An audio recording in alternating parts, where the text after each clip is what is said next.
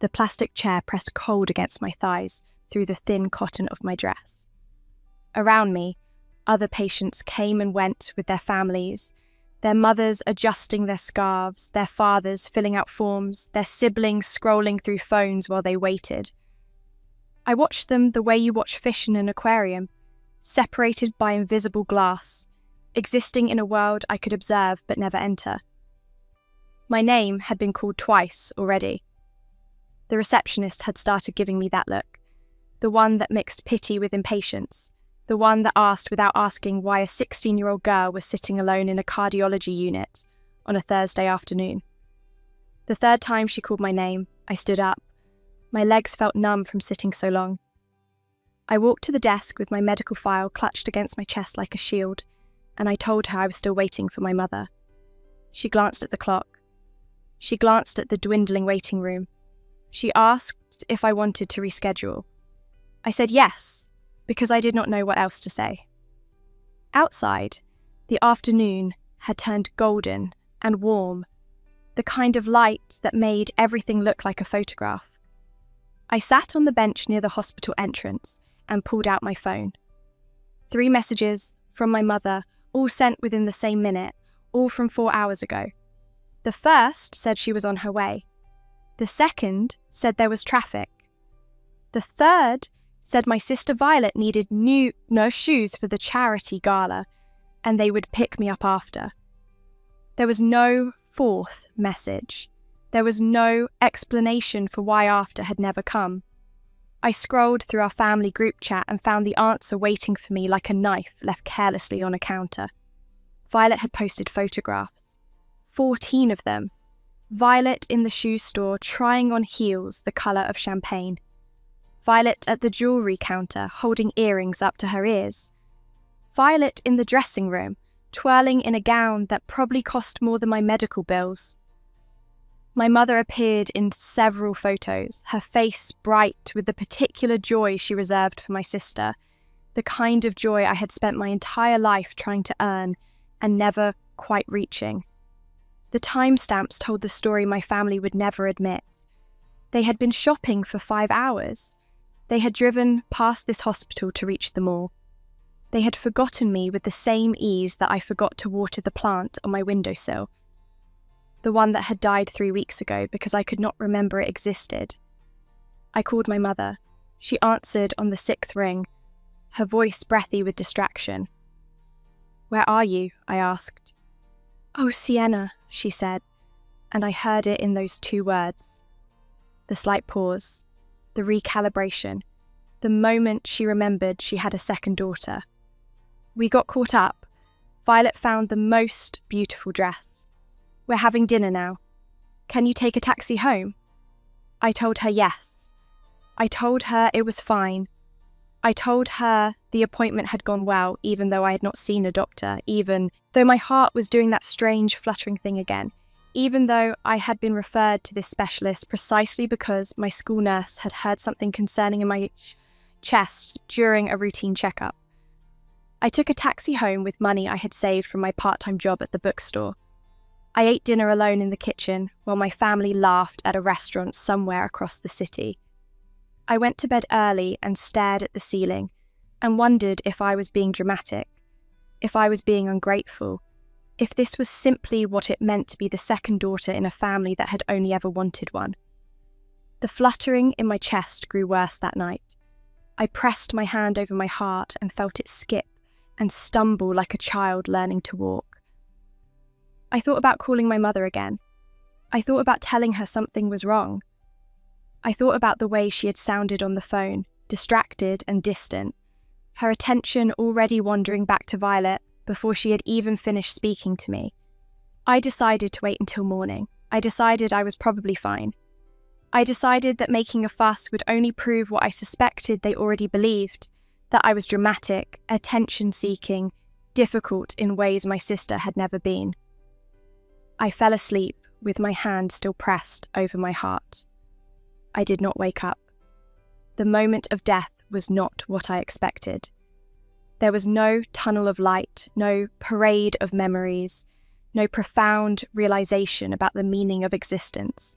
There was only a strange heaviness in my chest that spread outward until it consumed everything, and then there was nothing. And then there was something else entirely. I became aware of absence first. The absence of pain, the absence of the constant low-grade anxiety that had lived in my body for as long as I could remember. The absence of the desperate need to be seen, to be chosen, to be enough. I floated in that absence like a leaf on still water, and I understood with perfect clarity that I was dead. The understanding did not frighten me. It felt, instead, like setting down a heavy bag I had carried so long, I had forgotten it was not part of my body. I had spent 16 years trying to earn love that was never going to be freely given. I had spent 16 years performing a version of myself that might be worthy of attention. I had spent 16 years dying slowly, and now I was simply finished. But the darkness did not last. Something pulled at me, gentle but insistent, like a hand reaching into deep water. I felt myself moving without motion, travelling without distance, returning to something I had only just left. I opened my eyes to sunlight streaming through familiar curtains. I was in my bedroom. My old bedroom, the one with the faded butterfly wallpaper and the desk covered in textbooks and the window that looked out over the garden. I was lying in my bed, and my heart was beating steadily in my chest, and my body felt small in a way it had not felt in years. I sat up, slowly. My hands were smaller, my legs were shorter. The room around me was exactly as I remembered it from 3 years ago, down to the specific arrangement of books on my shelf and the photograph of my family on my nightstand. The photograph caught my attention. I picked it up and studied the 4 faces frozen behind glass. My father, distinguished and distant. My mother, elegant and distracted. Violet, golden and glowing. And me, standing slightly apart from the others, my smile not quite reaching my eyes. I was 13 in this photograph. I was 13 now. The realization settled over me like snow, quiet and cold and somehow inevitable. I had died at 16. I had been sent back to 13. I had been given a second chance, and this time I understood something I had not understood before. I could not make them love me. I had tried everything, been everything, given everything, and it had not been enough because it was never going to be enough. The problem was not my performance. The problem was their capacity. My family had a finite amount of love, and they had given it all to Violet, and there was simply nothing left for me. The understanding should have broken me. Instead, it set me free. I got out of bed and walked to my mirror. The girl looking back at me was small and soft and still carried hope in her eyes. She did not know yet that she would spend 3 more years chasing something uncatchable. She did not know yet that she would die alone in her bedroom while her family ate dessert at a restaurant. I touched my reflection's face. I made her a silent promise. This time would be different. This time I would not wait to be chosen. This time, I would choose myself. The first divergence came 3 days after my return. I woke to the sound of my mother calling my name, her voice carrying that particular note of inconvenience that meant she needed something from me. In my first life, I would have jumped out of bed immediately. I would have rushed downstairs still in my pajamas, eager to be useful, desperate to be needed. I would have said yes to whatever she asked, because saying yes was the only language I knew. In this life, I took my time. I brushed my teeth. I washed my face. I got dressed in clothes I actually liked instead of the muted colours my mother preferred. I walked downstairs at a pace that suited me, not at a pace designed to demonstrate my willingness. My mother was in the kitchen, her phone pressed between her ear and her shoulder while she rummaged through her purse. She looked up when I entered, and I saw the flicker of surprise in her eyes at my appearance, at the bright yellow of my sweater, at the way I walked to the refrigerator and poured myself juice before acknowledging her.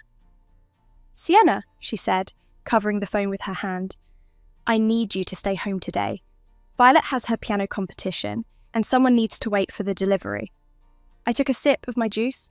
I considered my response. In my first life, I would have agreed instantly, swallowing my disappointment at missing the Saturday I had planned with my books and my solitude. I have plans, I said. The words hung in the air between us like something physical.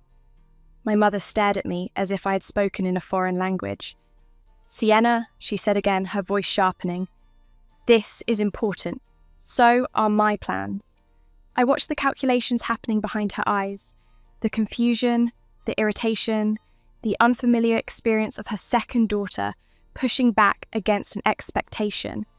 What plans? She asked, and I heard the disbelief in her voice, the assumption that nothing I could possibly have planned would be more important than waiting for a delivery while my family attended yet another of Violet's performances. I'm going to the library, I said. I have a project due. It was not a lie. I did have a project. But I had never before considered my own work important enough to mention, let alone defend. My mother opened her mouth to argue. I watched her do the mental arithmetic, weighing the cost of forcing me against the inconvenience of finding another solution. In the end, convenience won. It always did. Fine, she said, turning back to her phone. I'll ask Mrs. Patterson from next door. She did not ask what my project was about. She did not wish me good luck. She simply returned to her conversation, already forgetting that I had been in the room at all. I finished my juice and walked to the front door. My father passed me in the hallway, adjusting his tie, his attention fixed on some distant concern that had nothing to do with his younger daughter. Going out, I said. He nodded without looking at me. I stepped outside into the cool morning air and felt something unfamiliar expanding in my chest. It took me a moment to recognize it. It was freedom. The months that followed taught me things I had been too desperate to learn in my first life. I learned that saying no did not cause the world to end. I learned that my value did not depend on my usefulness. I learned that the attention I had craved so desperately was not worth the contortion required to earn it. I stopped volunteering for tasks that no one thanked me for. I stopped arranging my schedule around Violet's activities. I stopped sitting in the living room pretending to read while really waiting for someone to notice me, to speak to me, to remember that I existed. Instead, I spent my time in places that fed my soul. The library became my sanctuary, its quiet shelves offering me a kind of acceptance my home never had. The bookstore where I would later work in my first life became familiar to me years earlier. Its owner, a gentlewoman named Grace, who seemed to understand without being told that I needed somewhere to belong. I made friends carefully, choosing people who saw me without being told where to look. A girl named Iris who sat behind me in English class and passed me notes with drawings of dragons in the margins. A boy named Theodore who worked at the coffee shop near the library and always remembered how I took my tea. A teacher named Mrs. Wallace who noticed the quality of my writing and encouraged me to submit to the school literary magazine. These connections were different from the ones I had made in my first life. In my first life, I had chosen friends who reminded me of my family, people who kept me at arm's length, who took my presence for granted, who forgot about me the moment I left the room. In this life, I chose people who chose me back. The change in me did not go unnoticed at home, though it was noticed in the wrong ways. My mother commented that I had become distant. My father observed that I seemed different. Violet complained that I never wanted to do things with her anymore. They did not understand that distance was not rejection. They did not understand that different was not deficient. They did not understand that my unwillingness to be at Violet's constant disposal was not cruelty, but self-preservation. I had spent my first 13 years as an afterthought. I refused to spend my second 13 years the same way. The day arrived again on a Thursday afternoon in autumn, 3 years after my return. I was 16 again. The leaves were turning gold outside my window. The air had that particular crispness that marked the boundary between seasons. My mother called me downstairs after breakfast. She was dressed for shopping, her keys already in her hand, her attention already scattered between her phone and her purse, and the mental list of tasks that occupied her constantly.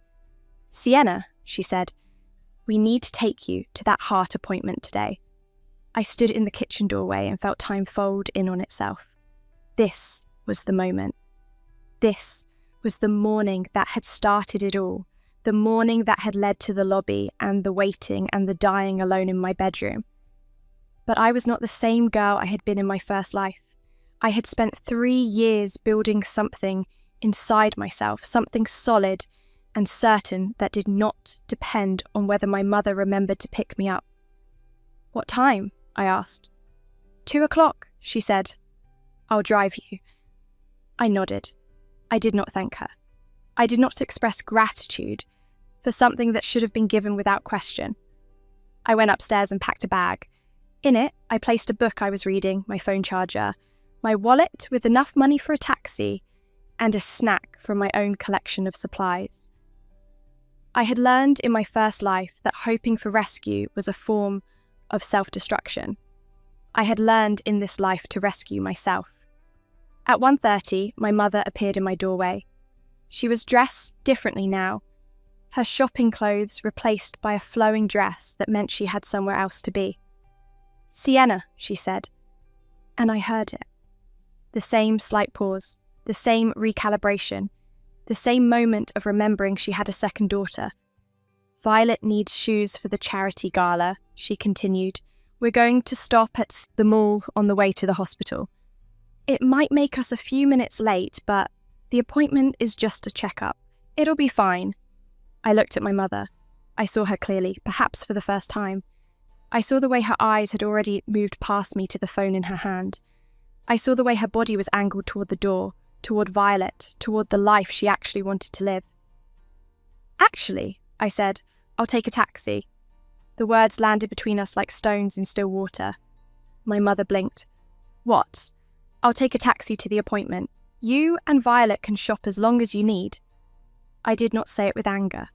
I did not say it with accusation. I simply said it as a fact, a statement of reality, a description of the way things were going to be. My mother stared at me.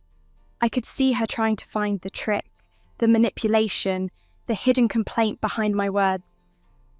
She was so accustomed to my first life's version of me, the one who would have agreed to the plan and then suffered silently when it inevitably fell apart. "Sienna," she said, her voice uncertain. "You don't need to do that. We'll be there." "You'll be shopping," I said. "I'll be at the hospital. It's simpler this way." I picked up my bag and walked past her. I did not wait for permission.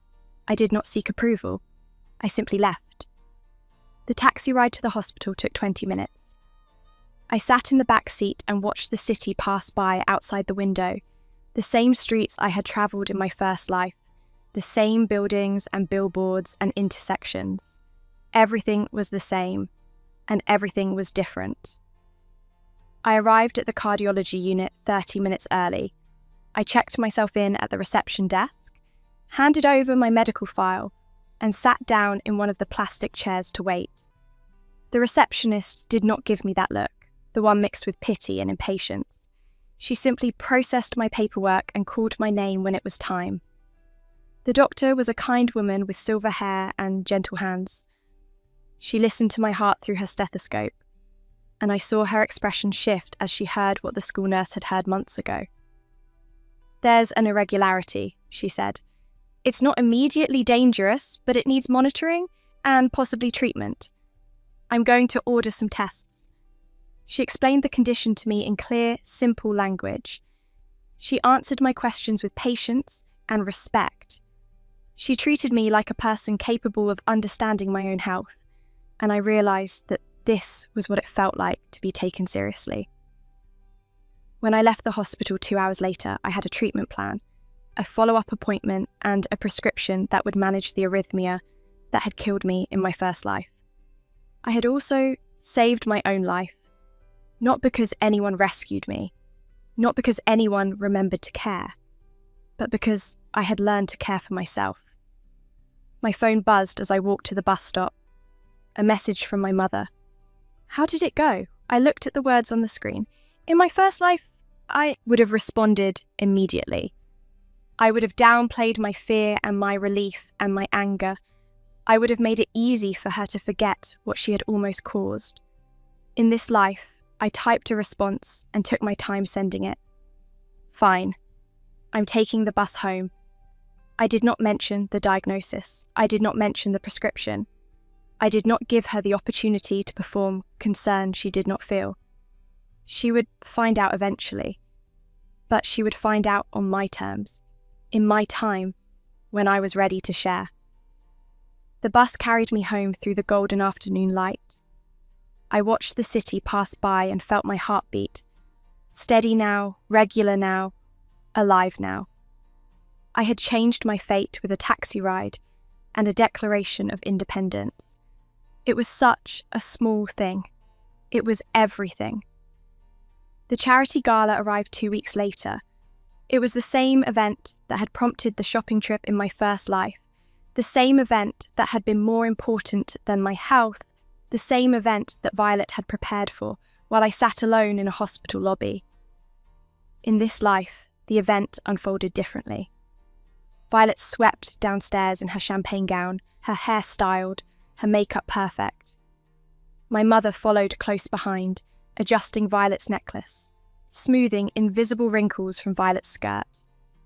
My father waited by the door in his tuxedo, checking his watch with the impatience of someone who had somewhere important to be.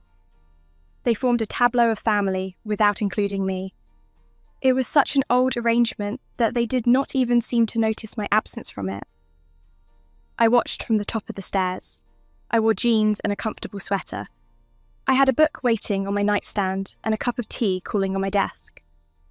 "Sienna," my mother called up without looking.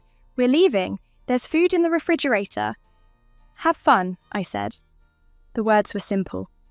The absence of bitterness was deliberate. My family swept out the door in a cloud of perfume and self-importance. The house fell silent around me, and I felt the peace of it settle into my bones. I went to my room, I read my book, I drank my tea. I went to bed at a reasonable hour and slept deeply and well. In my first life, I had stayed awake that night, consumed by loneliness and rejection. In this life, I simply let them go. The gala, I learnt later, did not go as planned. Violet had expected to be the centre of attention. She had prepared for weeks, selected her dress with obsessive care, rehearsed her conversations, and her laughter and her graceful acceptance of compliments. But something had shifted in the social landscape of our community. Something small but significant. The daughter of a prominent family had taken an interest in me, of all people. Not Violet, me. Her name was Eleanor, and she was the kind of person who noticed everything and said little. She had observed me at school, at the library, at the coffee shop where Theodore made my tea. She had watched the quiet confidence I had built over 3 years of choosing myself, and she had found it interesting. At the gala, Eleanor asked my mother where I was. My mother, unprepared for this question, said something vague about me staying home. Eleanor's expression shifted almost imperceptibly. She asked why I had not been invited. My mother, even more unprepared for this follow-up, said something even vaguer about my preferring to stay home. Eleanor nodded slowly. She spent the rest of the evening engaging politely with Violet, while somehow making it clear that her interest lay elsewhere. I learned all of this secondhand, pieced together from fragments of conversation I overheard. When my family returned home that night, my mother's voice carried confusion, my father's carried irritation. Violet's carried something new, something I had never heard from her before: uncertainty. The next day, Eleanor appeared at the bookstore where I now worked on weekends. She browsed the shelves with genuine interest, asked thoughtful questions about my recommendations, and left with 3 books and an invitation. Her family was hosting a garden party the following weekend. She wanted to know if I would come. I said yes. The garden party was beautiful, the kind of event that appeared effortlessly elegant, while requiring enormous effort to produce. Lanterns hung from trees, flowers arranged themselves in careful abandon. Guests in flowing dresses and summer suits mingled on the lawn, their laughter mixing with the soft strains of live music. I arrived alone, in a dress I had chosen myself, in colours that suited my skin rather than fading into the background my mother preferred. Eleanor greeted me at the entrance with genuine warmth and introduced me to the other guests with obvious pride. "This is Sienna," she said. "She's the most interesting person I know." The words landed differently here than they would have at home. Here, people listened. Here, people saw. Here, my value was not measured against Violet's brightness, but appreciated on its own terms. I spent the afternoon in conversation with people who asked questions and listened to answers. I discussed books with Eleanor's father, and art with Eleanor's mother, and music with a young man named William, who played violin, with the small ensemble providing entertainment.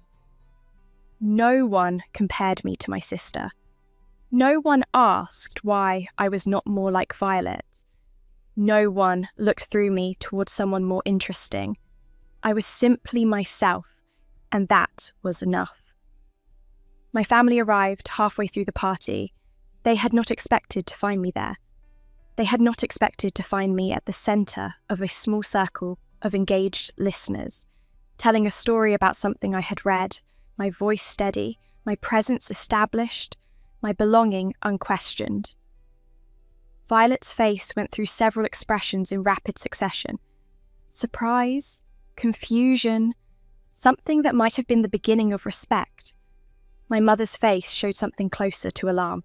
The careful architecture of our family dynamic did not account for this version of me. The one who existed outside her shadow. The one who had built a life she knew nothing about. "Sienna," she said, approaching with careful casualness. "I didn't know you were coming." "Eleanor invited me," I said. The simplicity of the statement contained multitudes. I had been invited somewhere, my family had not taken me. I had been chosen by someone outside the closed circuit of our household. I had been seen by eyes that did not look through me. My mother did not know what to say.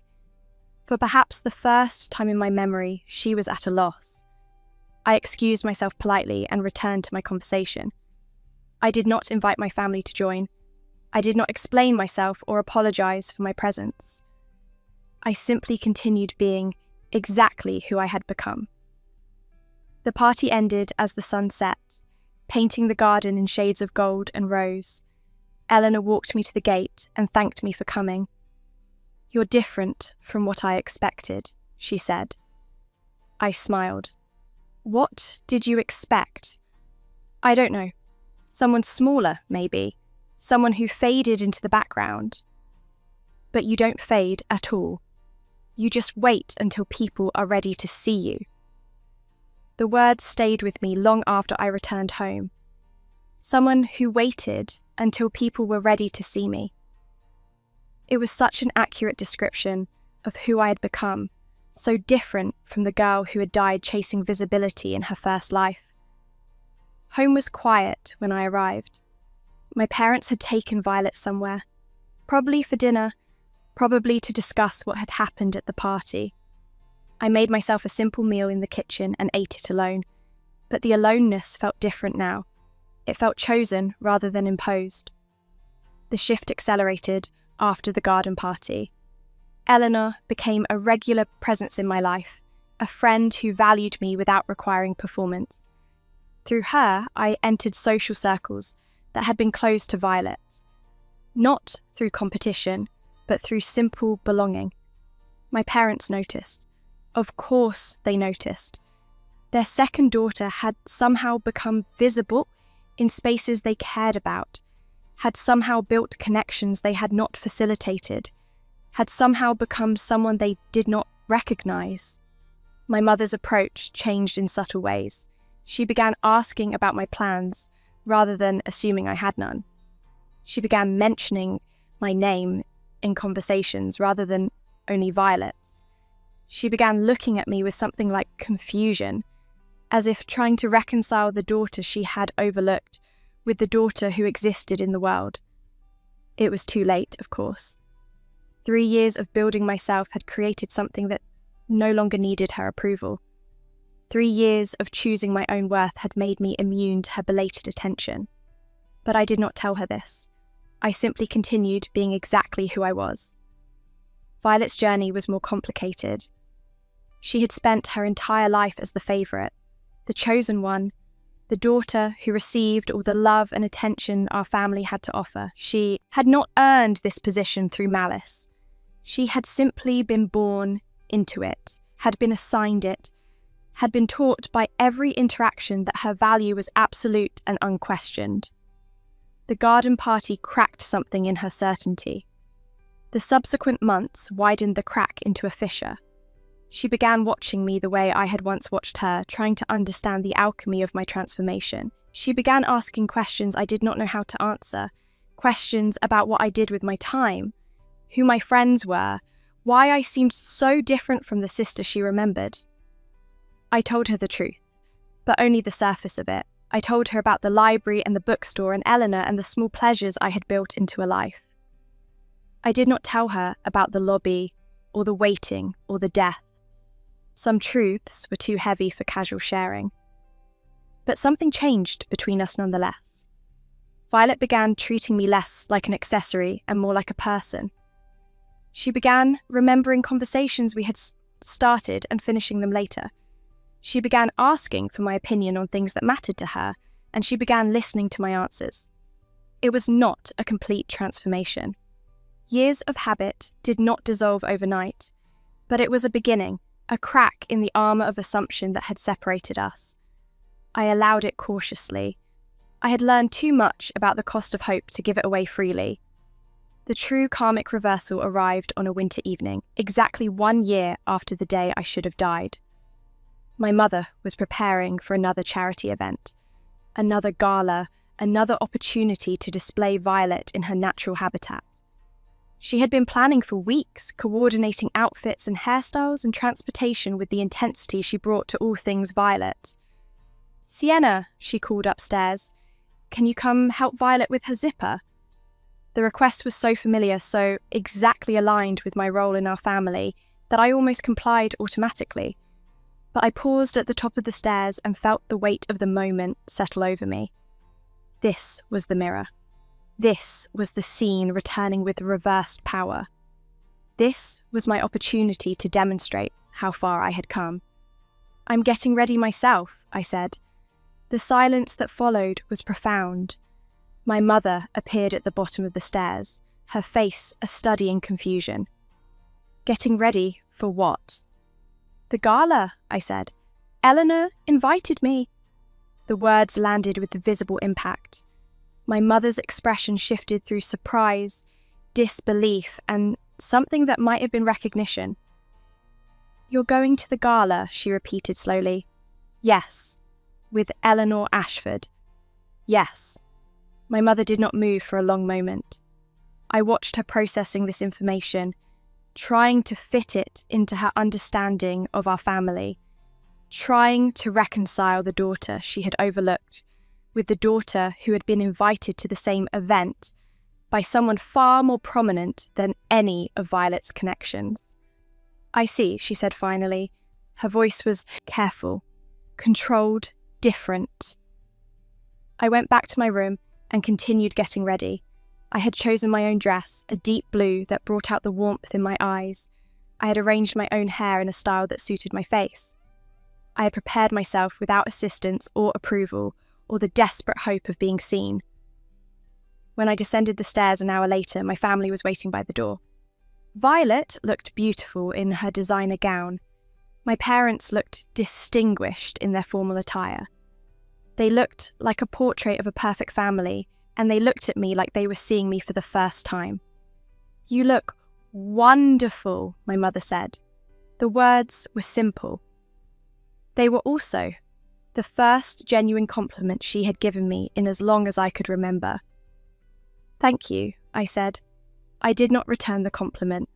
I did not perform the elaborate gratitude I would have performed in my first life. I simply accepted her words and moved toward the door. Eleanor's family sent a car for me. This small detail, this minor fact, this evidence of my separate belonging, shifted something in the air of our foyer. My family would be driving together in my father's car. I would be arriving separately, independently, as an invited guest in my own right. My mother watched me walk to the waiting car. I could feel her gaze on my back, and I understood something about her in that moment. She had not meant to neglect me. She had not consciously chosen to forget me in hospital lobbies or shopping trips or the 1,000 small moments of daily life. She had simply been blind, had simply followed the path of least resistance, had simply given her attention to the daughter who demanded it most. But blindness was not innocence. Lack of intention did not erase impact. She had failed me through absence rather than malice, but she had failed me nonetheless. I climbed into Eleanor's car and did not look back. The gala was everything the garden party had promised: lights and laughter, and the soft murmur of important people discussing important things. Eleanor met me at the entrance with a smile that held genuine warmth. "You came," she said. "I came." We entered together, and I felt the room shift around me. Not dramatically, not with fanfare, but with the subtle acknowledgement that I belonged here, that I had been invited, that my presence was expected and welcomed. My family arrived 20 minutes later. I was already deep in conversation with a group that included Eleanor's parents and several other prominent figures from our community. I saw them enter from the corner of my eye, saw them scan the room, saw them locate me with something like surprise. Violet approached first. She looked beautiful, of course. She always looked beautiful.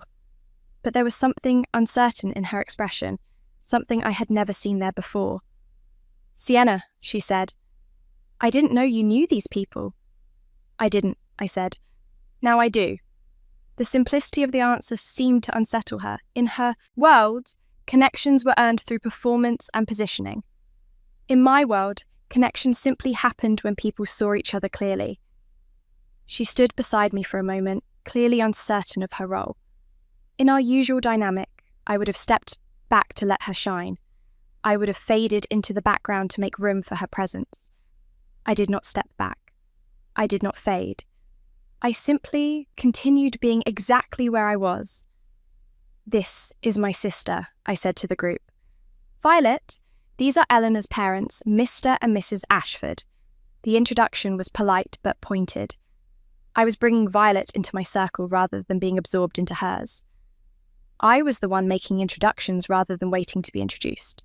The reversal was complete and quiet and powerful.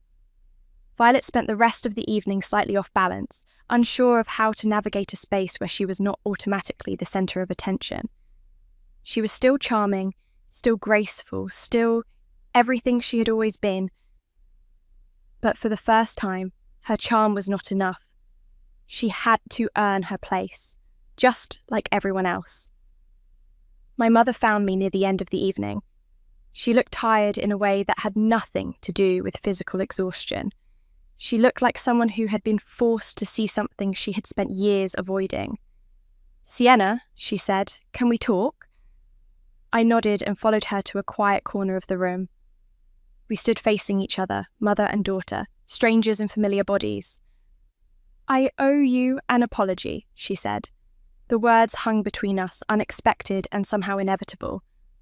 "For what?" She paused. I saw her struggling with something, wrestling with the weight of acknowledgement, trying to find words for a failure. She had only just begun to understand. "I missed your appointment," she said finally. "That day with the shopping, I remember now. I got distracted, and you had to take a taxi, and I never asked how it went. I never asked if you were okay. It was such a small piece of the whole picture." She had missed so much more than one appointment. She had missed my entire childhood, had missed the slow accumulation of abandonment that had killed me in my first life. But it was a beginning. It was an acknowledgement. It was more than she had ever offered before. "The appointment went fine," I said. "I have a heart condition. It's being managed. I'm okay." My mother's face went pale. "A heart condition? Why didn't you tell me?" "Because you didn't ask. Because you were busy. Because I learned a long time ago that telling you things only worked if you were listening." I did not say these words with cruelty. I said them with the flat truth of observation, the same way I might describe the weather or the time. My mother absorbed them. I watched her process the weight of what I was saying, the weight of what I was not saying, the weight of all the years she had spent looking through me towards something more interesting. "I'm sorry," she said again. "I'm so sorry." "I know," I said. I did not say I forgave her. I did not offer her the absolution she was seeking. Forgiveness was not something I owed her simply because she had asked. But I also did not close the door. I left it slightly ajar, the way you leave a door for someone who might eventually learn to walk through it on their own. The gala ended, and I went home in Eleanor's car. My family arrived later, and the house settled into its familiar nighttime quiet. But something had changed. Something had shifted in the architecture of our household, in the careful balance of attention and neglect that had defined us for so long. My mother began making an effort. It was clumsy at first, awkward and uncertain, like someone learning to use muscles that had atrophied from disuse. She asked about my day, she remembered my appointments, she looked at me when I spoke instead of looking through me. My father followed her lead, as he always did. He began noticing things about me that he had overlooked for years, my grades and my friends and the small accomplishments that made up a life. Violet changed the most. The garden party and the gala had cracked something in her certainty, and the months that followed widened the crack into transformation. She began treating me as an equal rather than an accessory. She began asking for my advice instead of assuming she had nothing to learn from me. She began building a relationship with me that was separate from our parents' preferences. It was not perfect. Years of habit did not dissolve overnight, but it was something. I had died alone in my bedroom, forgotten by a family that could not be bothered to remember me. I had been reborn with the knowledge of my own worth and the determination to protect it.